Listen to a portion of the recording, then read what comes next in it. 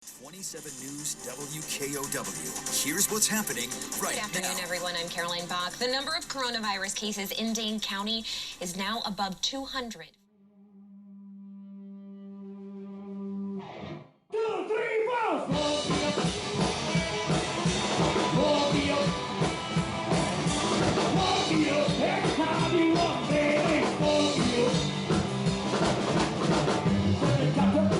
Get you up there, come and see my sights.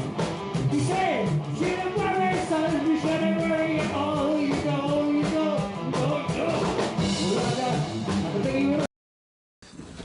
Hey y'all, this is coming from my dad's shop, my dad's garage. It's like he had a buffing wheel business, and I wanted to just speak my truth right now because it's tough out there. I had a couple guys that were in recovery, and they struggled. They were on quarantine. Two people at one of the houses in town here, at a sober living house here. Two people at one house. They got COVID-19, so they're on quarantine. And even though there's another house where these other cats were living, there's several houses in town, all over, like there are everywhere. And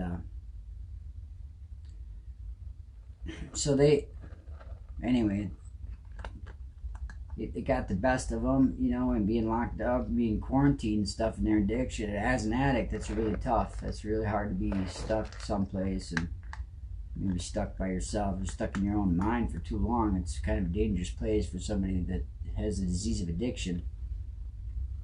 And one of these gentlemen, even though it wasn't like he went out and used and then came back and then got kicked out. No, he just left.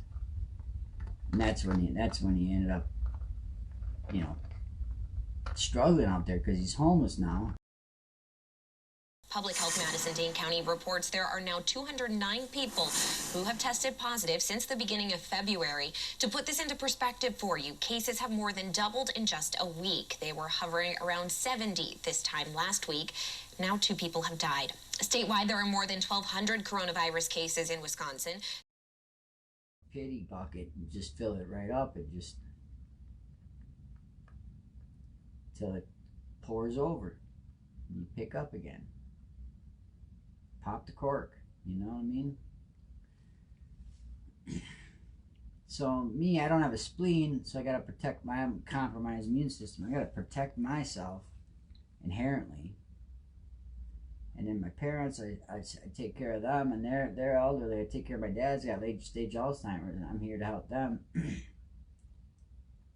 So I have to be very mindful about who I'm in contact with. I couldn't help these dudes out, and then I was like, okay, fine. So like, at one point I turned them away. I said, I can't help you. I put a dude up in a hotel one night when he said, man, I went back out. One guy went out. And he right away he felt horrible. As soon as he sobered up, he's like, man, I really blew it. But then the people at the home would take him back, and I don't blame him, because because he got COVID-19. You don't know where dude went, all this stuff,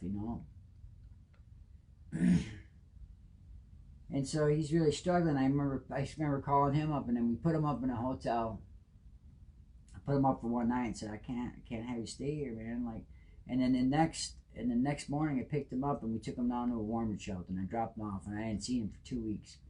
But lo and behold, dude was like, when he went in and he got to check in for warming shelter, they ran his name and found out he had a warrant, so like down somewhere, wherever.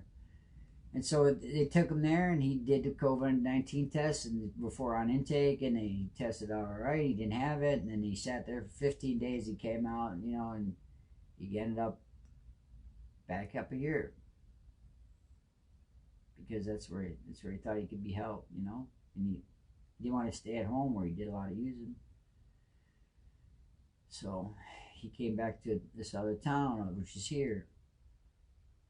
And I remember that morning, that morning I felt really I struggled. So like I've had like using thoughts that morning. I don't know where they came from. They just came to me like very, very, very unusual. Coming to you live from former Camp Phoenixx, soon to be global recovery campgrounds for many people looking to become enlightened.